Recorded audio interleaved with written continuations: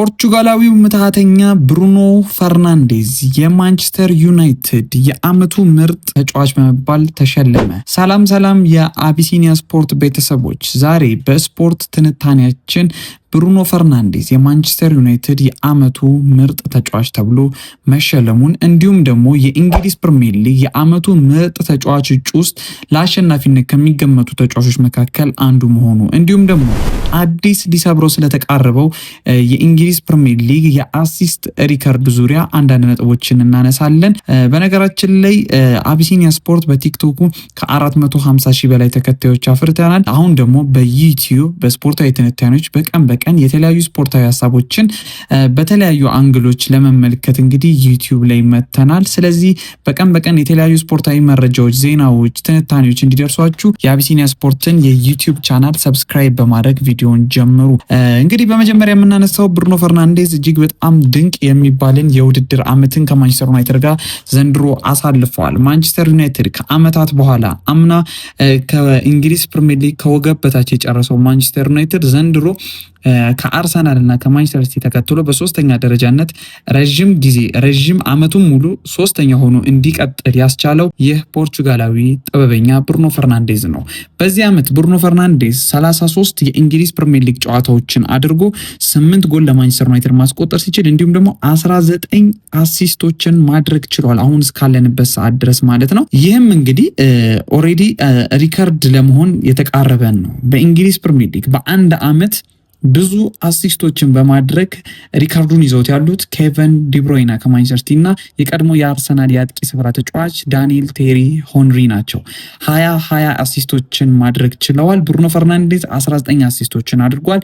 2 ጨዋታዎች ይቀሩታል። ምናልባት ይህን ሪካርድ የሚሰብር ከሆነ ራሱ በእግር ኳስ ዘመኑ የማይረሳው የውድድር ዘመን በግሉ ሊሆንለት ይችላል ማለት ነው ለብሩኖ ፈርናንዴዝ። ብሩኖ ፈርናንዴዝ ዘንድሮ ምንም ጥርጥር የለውም፣ ምንም ክርክር የለውም የውድድር ዓመቱ የማንቸስተር ዩናይትድ የዓመቱ ምርጥ ተጫዋች መባል አለበት። ምክንያቱም ያው ሁሉንም ጨዋታዎች በሚባል ሁኔታ ብሩኖ ፈርናንዴዝ በወጥ አቋም ማንቸስተር ዩናይትድ ዘንድሮ ሲያገለግል ቆይቷል ማለት ነው። አንድም እዚህ ደረጃ ላይ እንዲደርስ ያደረገው እሱ ነው። ምክንያቱም ማንቸስተር ዩናይትድ ወጥ የሚባል አሰልጣኝ አልነበረውም። በአሰልጣኝ ሩበን አሞሪም ጊዜያቸውን ጀመሩ የውድድር ዓመቱን። አሁን ደግሞ አሰልጣኝ ሚካኤል ካሪክ ነው ይዞት ያለው ቡድኑ እና ቡድኑን ግን እንደ ሁለተኛ አሰልጣኝ ሆኖ ሜዳ ውስጥ ያለውን ነገር እየመራ ብዙዎች ተነጫናጭ ነው ይሉታል። ነገር ግን ልጁ ሜዳ ውስጥ ለለበሰው ማሊያ በደንብ የሚሞት አይነት ድንቅ ተጫዋች ነው ብሩኖ ፈርናንዴዝ። ታዲያ የዓመቱ የማንቸስተር ዩናይትድ ምርጥ ተጫዋች መባል ችሏል። ብሩኖ ፈርናንዴዝ በነገራችን ላይ የማንቸስተር ዩናይትድ የዓመቱ ምርጥ ተጫዋች ሲባል ይህ ለ5ኛ ጊዜ ነው። ማንም የማንቸስተር ዩናይትድ ተጫዋች 5 ጊዜ የዓመቱ ምርጥ ተጫዋች ተብሎ የሚያውቅ የለም። ብሩኖ ፈርናንዴዝ 5 ጊዜ የዓመቱ ለማንቸስተር ዩናይትድ ምርጥ ተጫዋች ሆኗል። ይህም ደግሞ በማንቸስተር ዩናይትድ ታሪክ ከተመለከትናቸው እንደነ ፖል ስኮልስ የተለያዩ ብዙ ትልልቅ ተጫዋቾች እንደነሱ ያክል ጠንካራ ተጫዋች መሆኑን ያስመሰከረበት ነው። በሁለተኛ ደረጃነትና በሶስተኛ ደረጃነት ብዙ ጊዜ የዓመቱ ምርጥ ተጫዋች የተባሉ የማንቸስተር ዩናይትድ ተጫዋቾችን ስንመለከት ክርስቲያኖ ሮናልዶ እና ዴቪድ ደሂያን ነው የምናገኛቸው። አራት ጊዜ የዓመቱ ምርጥ ተጫዋች ሽልማትን ማሳካት ችለዋል። ከነሱ በመምለጥ ዘንድሮ 5 ጊዜ የዓመቱ ምርጥ ተጫዋች በመባል ከመጣበት ጊዜ አንስቶ ማንቸስተር ዩናይትድ ማገልገል ችሏል ማለት ነው ብሩኖ ፈርናንዴዝ። አሁን የሁሉም ሰው ጥያቄ ብሩኖ ፈርናንዴዝ የዘንድሮ የእንግሊዝ ፕሪሚየር ሊግ የዓመቱ ምርጥ ተጫዋች ይባላል ወይ የሚለው ነው። የዓመቱ ምርጥ ተጫዋቾችን እጩ እንግዲህ የእንግሊዝ ኤፍኤ አወዳዳሪው አካል ይፋ አድርጓል። በዛም መሰረት ብሩኖ ፈርናንዴዝ ከማንቸስተር ዩናይትድ ተካቷል። ሌላ ግን ከባድ የሚባሉ ተፎካካሪዎች ከፊቱ ተጋርጠዋል። ዴክላን ራይስ የእንግሊዝ ፕሪሚየር ሊግ የዓመቱ ምርጥ ተጫዋች ለመባል ሌላኛው ልክ እንደ ብሩኖ ፈርናንዴዝ ከፍተኛ ግምት የተሰጠው ተጫዋች ነው። ዓመቱን ሙሉ አርሰናል የእንግሊዝ ፕሪሚየር ሊግ ላይ እጅግ በጣም ጥሩ የሚባል ውጤት እንዲያስመዘግብ ማድረግ የቻለ ድንቅ ተጫዋች ነው። ሌላኛው ደግሞ ኤርሊክ ብራውት ሃላንድ ነው የምናገኘው። ሃላንድም ያው ማንቸስተር ሲቲ ጋር የውድድር ዓመቱን በርካታ ጎሎች ማስቆጠር ችሏል። ከዛ ባለፈ ደግሞ ድንቅ የሚባል ተጫዋች ነው። ስለዚህ ሃላንድም ይህንን ለማሸነፍ ሌላ ግምት የተሰጠው ተጫዋች ነው። ሌላው ደግሞ በርካታ ሰው ግምት አልሰጠውም፣ ነገር ግን ጥሩ የሚባል የውድድር ዓመትን ያሳለፈው ዴቪድ ራያ ነው። የአርሰናሉ ዴቪድ ራያ ዘንድሮ እጅግ በጣም የማይታመን ድንቅ የሚባል ሲዝንን አሳልፈዋል። ታዲያ አሁን ርዕሳችን ብሩኖ ፈርናንዴዝ ነውና ብሩኖ ፈርናንዴዝ ከነዚህ ተጫዋቾች እኩል ተወዳድሮ የዘንድሮን የእንግሊዝ ፕሪሚየር ሊግ የዓመቱ ምርጥ ተጫዋች ሊባል ይችላል ወይ የሚለው ከአሁኑ በርካቶችን እያከራከረ ይገኛል። የውድድር ዓመቱ ላይ ዋንጫ ባያሳካም እንደ ግል ፐርፎርማንስ ከተመለከትን ግን ብሩኖ ፈርናንዴዝ በጣም ድንቅ የሚባል ሲዝን አሳልፏል። ነገር ግን ዴክላን ራይስን ወይም ዴቪድ ራያን ካየን ከአርሰናል የእንግሊዝ ፕሪሚየር ሊግን የሚያሳካው ከሆነ አንድ የቡድን ውጤትም የሚያዝላቸው ይሆናል። ከዛ ባለፈ ሲቲ የሚያሳካው ከሆነ ደግሞ ኤርሊክ ብራውት ሃላንድ አንድ ሌላ ትልቅ ውጤት የሚያዝለት ተጫዋች ይሆናል ማለት ነው። ካሁኑ እንደ ዋንጫው ፉክክር ሁላ የዓመቱ ምርጥ ተጫዋች ማን ይባላል የሚለው እጅግ በጣም አጓጊ ሆኖ ቀጥሏል ማለት ነው። ብሩኖ ፈርናንዴዝ ወይስ ዴክላን ራይስ ወይስ ዴቪድ ራያ ወይስ ደግሞ ኤርሊክ ብራውት ሃላንድ? ሌሎቹም እጅግ በጣም አጓጊ ናቸው።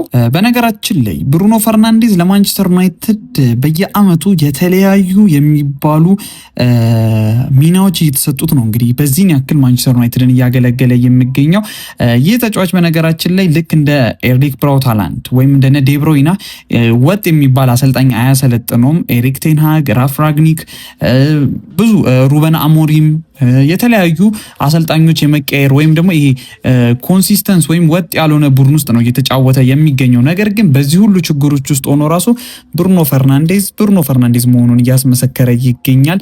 ከአመት አመት ከሚያጠቃ አሰልጣኝ ይመጣል፣ የሚከላከል ኳስ የሚይዝ ለብሩኖ ፈርናንዴዝ እንደ ሴንትራል ሚድፊልድ የሚያጫውተው አሁን ደግሞ በካሪክ ላይ ደግሞ ሞር የማጥቃት ሚናዎች እየተሰጡት ነው እየተጫወተ የሚገኘው እና የተለያዩ ነገሮች ራሱ እየመጡበት ነገር ግን ብሩኖ ፈርናንዴዝ አመቱ ሙሉ በአሪፍ አጨራረሶችን ነው እያሳየን የሚገኘው። እንደግል ብሩኖ ፈርናንዴዝ በነገራችን ላይ ባሳለፍነው ዓመት የክረምት የዝውውር መስኮት ሁላችንም እንደምናስታውሰው ከማንቸስተር ዩናይትድ ጋር ይለያያል የሚሉ መረጃዎች እየመጡ ነበር። አል ሂላል የቡድኑ የዚህ ተጫዋች ፈላጊ ነው። ሌሎች የአውሮፓ ቡድኖችም ይህንን ተጫዋች ወደ ቡድናቸው ለማምጣት ወይም የማንቸስተር ዩናይትድ ጋር ያለውን ኮንትራት ሳያራዝም በነፃ የዝውውር መስኮት ከክለቡ ይለቃል የሚሉ በርካታ መረጃዎች እየወጡ ነበረ። ነገር ግን ብሩኖ ፈርናንዴዝ በማንቸስተር ዩናይትድ ቤት መቆየትን መርጧል። አሁንም ቢሆን ግን ያው የዝውውር ዜናዎቹ ኦሬዲ የዝውውር መስኮት እየተጠጋ በመጣ ቁጥር ከብሩኖ ፈርናንዴዝ ጋር የተያያዙት እየወጡ ይመጣሉ።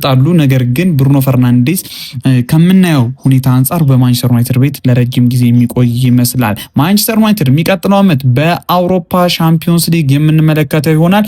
ብሩኖ ፈርናንዴዝም ወደ ትልቁ የአውሮፓ ውድድር የሚመለስ ይሆናል። ማንቸስተር ዩናይትዶች ባሳለፍነው የውድድር ዓመት ምርጥ የሚባለውን የዝውውር መስኮት አሳይተውናል። ዘንድሮ በተለይ ማንቸስተር ዩናይትድ ከአምናው ቡድን የተሻለ አንድም ብሩኖ ፈርናንዴዝ በርካታ አሲስቶች እንዲኖሩት የተቻለው ከአምናው ቡድን የተሻለ የዘንድሮ ቡድን በጣም የተለየ ነው። ምክንያቱም እነ ማቲያስ ኩንሃ፣ እነ ብሪያን ኤምቤሞ፣ ቤንጃሚን ሼሽኮ የመሳሰሉ ግባግቢዎች ቡድን ውስጥ መጡ። ብሩኖ ፈርናንዴዝ ደግሞ እንደነዚህ አይነት አሪፍ የሚባሉ ተጫዋቾችን ካገኘ ኳስ አሲስት ለማድረግ የሚሰስት አይነት ተጫዋች አይደለምና ለዛም ነው አንድም ይህንን ሪከርድ ለመስበር የተቃረበው። ማንቸስተር ዩናይትድ የሚቀጥለው ዓመትስ ምን አይነት ዝውውሮችን ይዞ ይመጣል?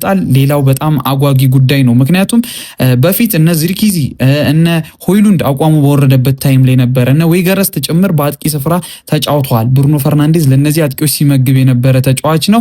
በዛ ልክ የሚስቱበት ብዙ ነበሩ። አሁን ግን በመጠኑም ቢሆን የነ ሼሽኮ የመጀመሪያ ዓመት የነ ብሪያን ኤምቤሞ እንዲሁም ደግሞ የነ ማቲያስ ኩንሃ የመጀመሪያ ዓመት በጣም የተሻለ ነው። ሞር ደግሞ በደንብ እየተዋሃዱ ሲመጡ ከዚህ ድንቅ አማካይ ስፍራ ተጫዋች ጋር ብዙ ጎሎችን ብዙ አሲስቶችን የምንመለከት ይመስለኛል። እኔ በግሌ እንደው አንድ ነገር ላንሳ። ማንቸስተር ዩናይትድ ቤት ኤርሊክ ብራውት ሃላንድ ኖሮ ቢሆን ኖሮ ወይም ደግሞ ብሩኖ ፈርናንዴዝ ከኤርሊክ ብራውት ሃላንድ ጋር እየተጫወተ ቢሆን ከነ ኤምባፔ ጋር ተጫውቶ ቢሆን አጨራረሳቸው ላቅ ካሉ ተጫዋቾች ጋር ተጫውቶ ቢሆን ብዙ የአሲስት ሪካርዶችን የሚያስመዘግብበት እድል በጣም የሰፋ ነበረ።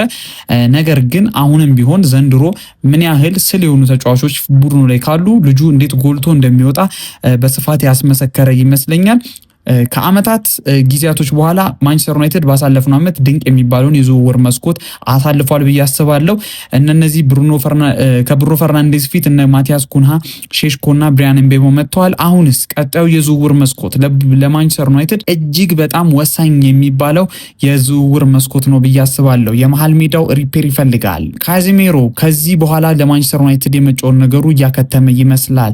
በዚህ የውድድር አመት ማንቸስተር ዩናይትድ እንደሚለቅ ይፋ ተደርጓል። ስለዚህ ሌላ አንድ ትልቅ የሚባል ሴንትራል ሚድፊልድ ያስፈልጋል። በነ ብሩኖ ፈርናንዴዝ ስታትስ ያለ በጣም የዓለማችን ትልቅ አሁን ለምሳሌ ማንቸስተር ዩናይትድ ስናነሳ ስለ እንግሊዝ ፕሪሚየር ሊግ ካወራን ከአርሰናል ከሲቲ ጋር ከነ ቼልሲ ጋር ነው የሚወዳደረውና እንደነ ኤንዞ ፈርናንዴዝ እንደነ ሞይሴስ ካይሴዶ ወይም እንደነ ዴክላን ራይስ እንደነ ሩድሪ አይነት በጣም ክላስ የሆነ የተከላካይ አማካይ ያስፈልገዋልና ከዛም አኳያ ዓለማችን ላይ ምርጥ የሚባል ታለንትድ የሆነ ተጫዋች ቡድን ውስጥ መምጣት አለበት። እንደነ ብሩኖ ፈርናንዴዝ ያሉ ተጫዋቾችም ሊጎሉልህ የሚችለው እንደነ መቤሞ የመሳሰሉት ምርጥ የሚባል የመሃል ሜዳ ተጫዋች ሲመጣ ነውና አሁን ካዚሜሮ እንደማጣቱ ማንቸስተር ዩናይትድ ትልቅ ተጫዋች ይፈልጋል። እንዲሁም ደግሞ ኮቤ ማይኖም በጣም ድንቅ የሚባል የውድድር ዘመን ላይ ነው የሚገኘውና ለሱም አንድ ሪፔር የሚያደርግ ሌላ ሁለተኛ የመሃል ሜዳ ተጫዋች ያስፈልጓል ብዬ አስባለሁ። የተከላካይ ስፍራው በደንብ መጠንከር አለበት። ሌላ ምርጥ የዝውውር መስኮት ማንቸስተር ዩናይትድ ይጠብቃል። እንደ ካቻም ነው ወይም ከዛ አመት በፊት እንደነበረው አንቶኒ ላይ 100 ሚሊዮን እንዳወጣው እነ ሳንቾ ላይ የከሸፉ ዝውውሮች የበዙበት ማንቸስተር ዩናይትድ እየቀረ መምጣት አለበት። ምክንያቱም ዘንድሮ 3ኛ ጨርሷል። የሚቀጥለው አመት ጠንካራ የሚባለውን ቡድን ለመስራት በዛ ላይ ደግሞ ወደ አውሮፓ ሻምፒዮንስ ሊግም ስለተመለሰ ማንቸስተር ዩናይትድ ልክ እንደ ዘንድሮ ቀላል የሚባል የውድድር አመት ሊያሳልፍ አይችልም። ምክንያቱም ዘንድሮ ከተመለከትን አንድ ጨዋታ ይጫወታል ማንቸስተር ዩናይትድ 6 7 8 ጨዋታዎችን አርፎ ነው ማንቸስተር ዩናይትድ ጨዋታዎችን የሚያደርገውና ያ ነገር ይቀርና ጨዋታዎች ይበዛሉ። ከዛ ባለፈ እንደዛ ሲሆን ደግሞ ጉዳቶች ይመጣሉ እና ከዛ አኳያ ማንቸስተር ዩናይትድ ብዙ ስኳዱ ጥልቅ የሆነ ቡድን መሆን አለበት። እንግዲህ ይህን ይመስል ነበረ። ስለ ብሩኖ ፈርናንዴዝ ሀሳብ አስተያየታችሁን ኮሜንት ላይ ጻፉልኝ። ይህ የአቢሲኒያ ስፖርት የዩቲዩብ ቻናል ነው። ሰብስክራይብ ማድረግ እንዳትረሱ። አመሰግናለሁ።